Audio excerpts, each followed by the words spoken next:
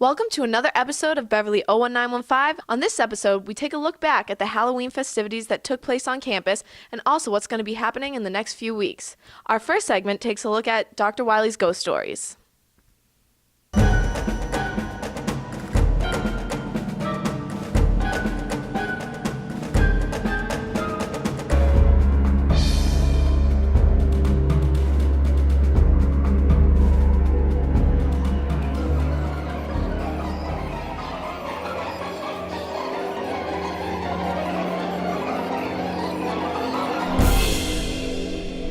This is the first year we have not lost a student because they saw a ghost in one of the halls. But tonight we're going to assure you that one or more will experience an out-of-body experience. So tonight I'm looking first for somebody here who really is afraid of ghosts. Do we have one? Do we have somebody here? You're afraid of ghosts. What can we do to protect you tonight? Would you like a big strapping gentleman to sit here? Yes. Or do you think he's going to be more afraid than you? So I have a big strapping gentleman here who would be willing to sit right down here. I would. All right. Yes. Big strapping gentleman. I don't think there's space. No. You're going to come right down here. What color pants do you have on? Tan. I actually don't show. have pants. Where are my Reynolds girls?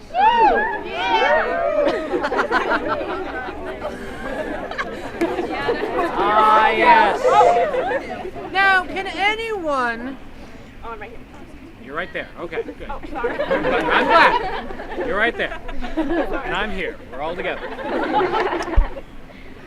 Reynolds girls, have things, unexplained things happened to you since you have moved in? Yes. Such as? The shower knocking. The what? The shower? Our shower in our room turns on and we have to turn it off. They're supposed to. George? Yes, sir. What about the bathtub? That is not hooked up to water. Once a year it fills with water. I was going to leave that out, but we'll say it. In the floating door room, there is a bathtub that was once hooked up and it was moved. And every year we get phone calls to go up to this room with the sound of running water. And by the time we open the door and get in there, the water shuts off, but the bathtub is filled.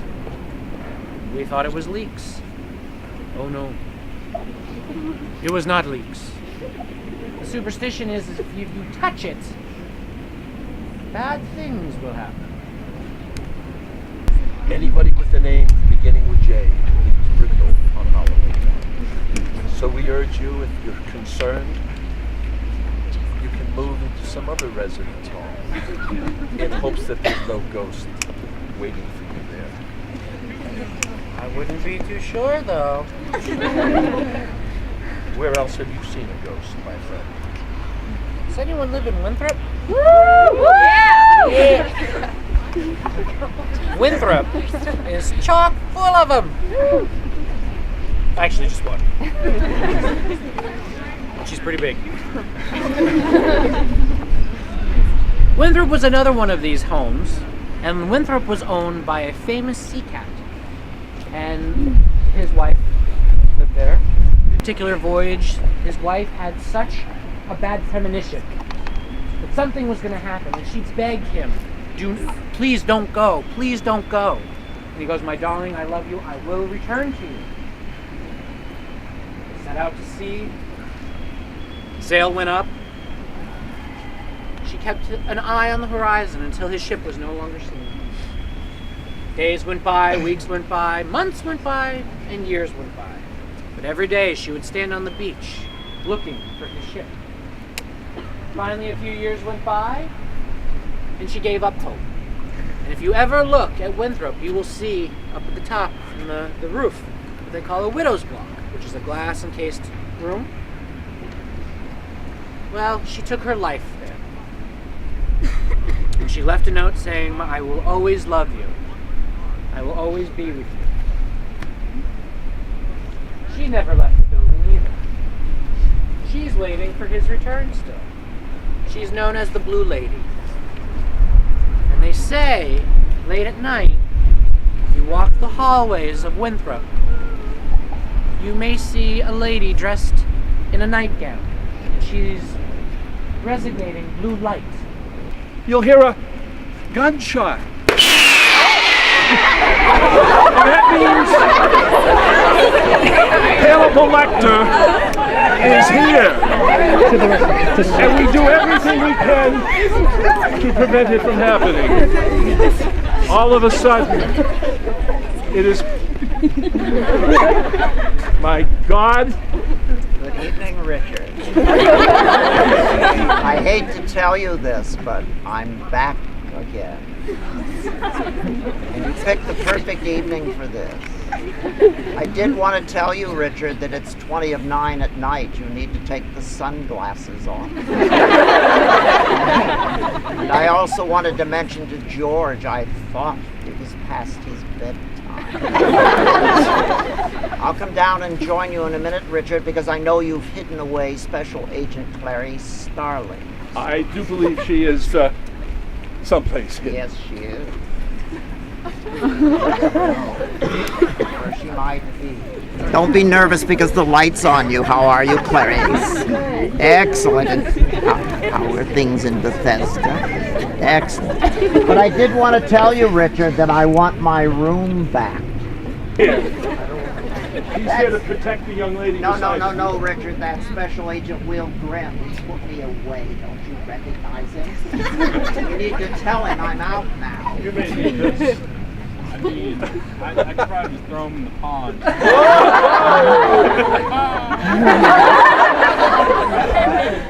Don't worry about it.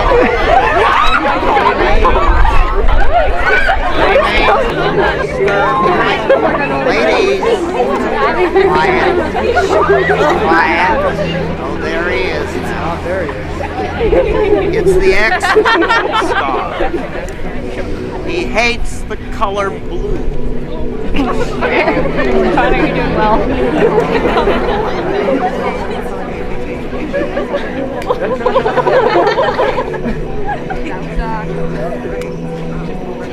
I can't find Clarice, Michael. Some lady sitting on a sofa in Reynolds Hall got up and went behind the sofa and ducked down as if Hannibal Lecter didn't see. Of course, Hannibal Lecter went right after. And then we have yet last year over in the dorm, the entire floor clear. Everybody's in locking doors. 5 people in the bathroom locking the door and screaming. So I'm going to invite those of you that quietly haven't had enough of us tonight. Join us in a few minutes as we make our pilgrimage around campus, but you have to be quiet. We don't want to give away the fact that we're going to scare people.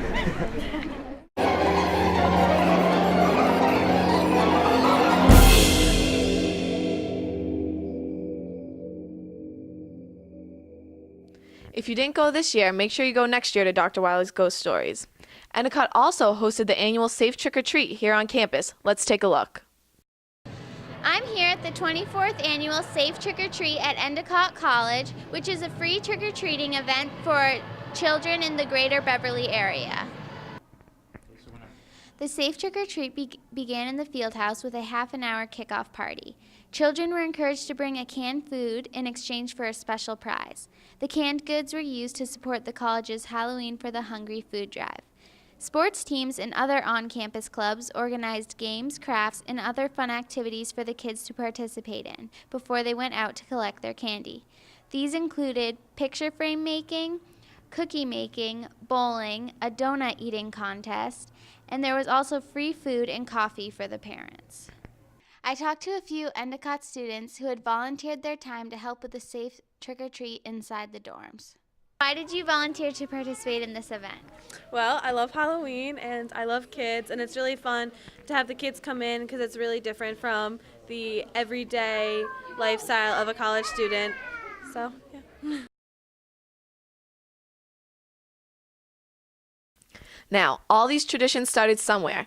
I was able to talk to Dr. Wylie to see how they all started and also to see what's going to be happening in the next few weeks here on campus. I'm Cassie Trombley for Beverly 01915, and I'm here to talk to Dr. Wylie about some of the holiday traditions here at Endicott College. Hello, Doc. Hi, it's a privilege to have you here. Well, thank you. So, recently we've had a bunch of Halloween activities and events going on. I know one of the most popular ones are your ghost stories. So when did you start doing that? Well, I think it's funny. It started about 7, 8 years ago. And there were always ghost stories. Mm-hmm. And they were being distorted. Oh. They were being manipulated so that sometimes students would leave because they heard about all these things. Mm-hmm. So we decided to put them all together and try to keep them somewhat consistent. Yeah. Yeah, do they usually go smoothly every year? Well, when George Kuntz and I do them, we ad-lib a little bit. So every year it gets a little bit more twisted. Okay. Fun. And along with that, characters from Hammond Castle come. That's right. And I know my freshman year, I went to Hammond Castle. Has that been going on for a while, students going into Hammond Castle? Well, we started that with John Pettibone, who's the curator there. When we started telling the stories, we started thinking about how we really end it. Yeah. And of course, John plays Hannibal Lecter, the cannibal, and he walks up behind, right in the middle of the stories, and I'm talking about a professor is missing, and bodies of students are found and things like that. And then he walks up behind a young lady, grabs her ear and says, "This would look lovely on a Ritz cracker."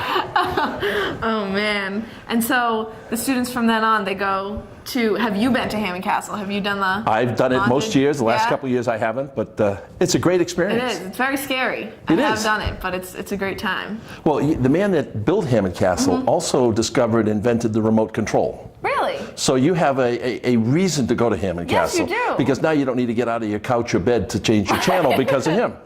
Oh my goodness, I did not know that. Yeah. You learn something new every day. That's right. And so another popular event that I actually took part of this year was Safe Trick or Treat, which I think is a great thing, and everyone seems to want to get involved in that. So when did that start here on campus? Oh, that started probably 12 years ago. Yeah. One of the hard parts especially in this type of neighborhood, is getting safe candy for the kids, and there's dark roads and back roads. So it came from Student Affairs, and they thought it would be a great idea, and that the kids would dress up and that we'd provide the candy, and it's been a great success. Yeah. The first year, if you recall, was it a big hit then with it? Because I know there's hundreds of kids that come now. Yeah, there's 300 or 400. Yeah. The first year we had a little problem. I was checking out the residence hall, and there was a man young man, one of our students, walking down the hallway in his costume. But it was a Johnny from the hospital, and his bare bottom was showing. And I said, "No way!" And it was a full costume, even the bottom. Goodness. So the kids dress up, and the kids have a great time. And it gives the parents a chance to celebrate Halloween and not be out in bad weather. So it's a good experience. Yeah, it's a great time. So we've moved on from Halloween, and now we have Thanksgiving and some of the winter holidays coming up. Can you tell us of any traditions or events that will be happening in the next few weeks? Well, certainly we have our big Thanksgiving feast coming up next week, and there's real mashed potato. Yes. We get accused of being fluffy stuff, but it's real, and it's a great dinner. And then we'll have shortly thereafter the Festival of Lights, where we celebrate the seasons for everyone. As we move around the campus, you will see symbols of all the religions.